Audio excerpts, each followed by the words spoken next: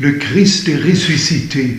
C'est le message principal qui nous réunit et nous nous rappelons que le Christ est là dans des moments de joie, mais aussi dans des moments d'épreuve. Et nous avons allumé une bougie, ou nous allons allumer une bougie comme un signe d'espérance.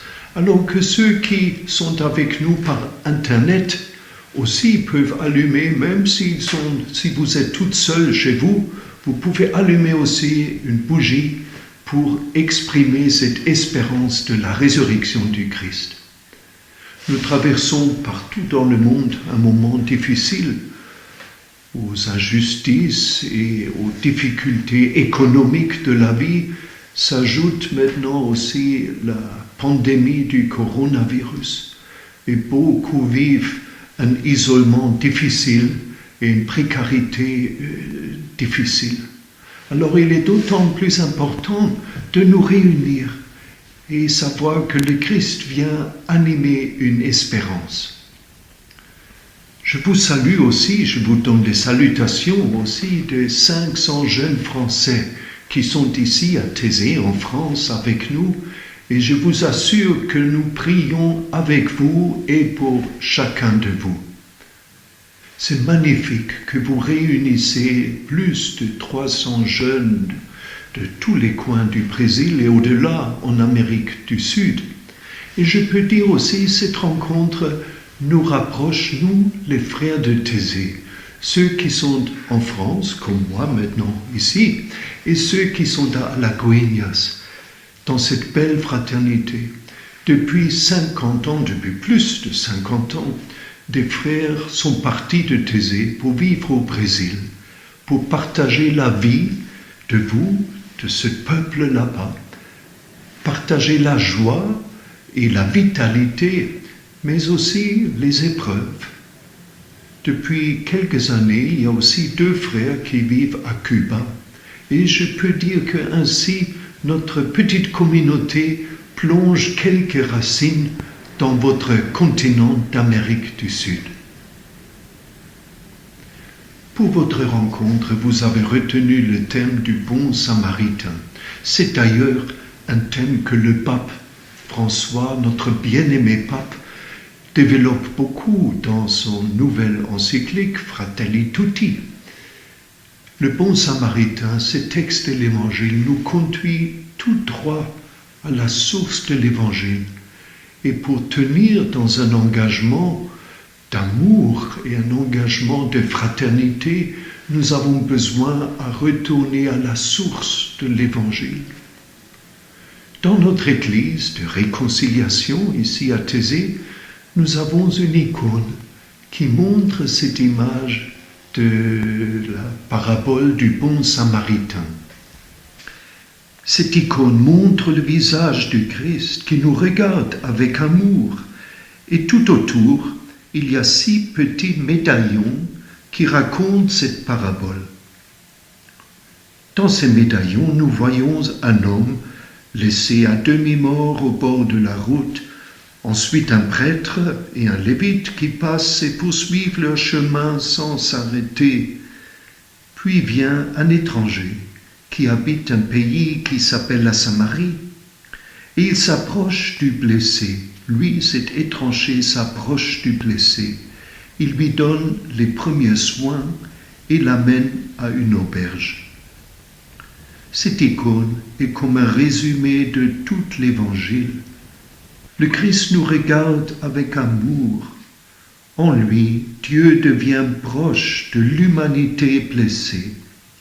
Il ne vient pas pour condamner et pas seulement pour nous enseigner, mais il vient pour soigner et guérir. Et il nous invite à faire de même. Nous pouvons accueillir en nous la miséricorde du Christ et nous laisser envoyer vers ceux qui sont blessés. Comme le Samaritain, n'ayons pas peur de nous approcher de ceux qui sont blessés par la vie. Et nous découvrons alors toujours à nouveau que le Christ est présent en celui ou celle-là qui est abandonné au bord de la route. Là, le Christ attend notre compassion.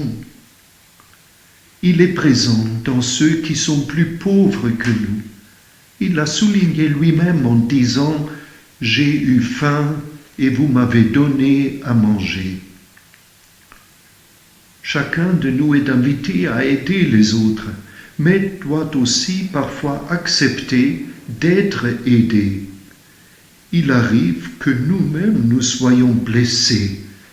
Si nous sommes dans l'épreuve, le Christ nous regarde avec bonté.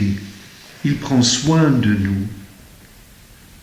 Et le regard de bonté que le Christ porte sur nous peut se révéler par une personne qui simplement se fait proche de nous. Plus encore, le visage du Christ empli d'amour nous est parfois révélé par une personne méprisée, tel l'étranger, le Samaritain de la parabole. Une dernière parole. Cette rencontre n'est pas un but en soi-même. Cette rencontre nous prépare à vivre la foi dans notre vie quotidienne. Et il y aura d'autres rencontres, d'autres possibilités de nous réunir comme cela. Depuis de nombreuses années, depuis Thésée, nous avons commencé ce que nous appelons un pèlerinage de confiance à travers la terre.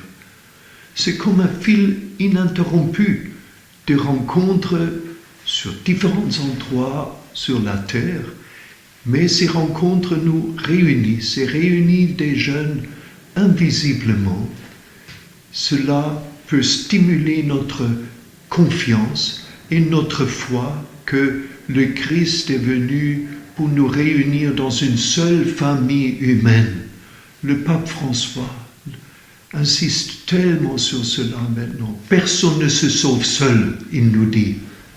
Et nous sommes une seule famille humaine. Par ce pèlerinage de confiance, nous voulons exprimer cela. Et alors, je vous invite à une prochaine rencontre que nous sommes déjà en train de préparer. Ce sera du 27 décembre au 1er janvier, une rencontre internationale des jeunes que nous préparons ensemble à Thésée et avec nos frères à Alagoinhas et ailleurs dans le monde. Une rencontre qui va nous aider à approfondir l'espérance. Dans la situation actuelle, nous avons besoin de voir plus clairement quelle est l'espérance que l'Évangile veut nous transmettre. Et nous avons besoin de vous, en Amérique latine, de votre vitalité, de votre foi, de votre confiance même dans des situations difficiles et de vos témoignages sur des signes d'espérance que vous voyez chez vous dans ce grand continent en Amérique latine. Nous restons en communion du cœur et je vous salue profondément du tout cœur. À bientôt. Que la paix du Christ nous garde tous.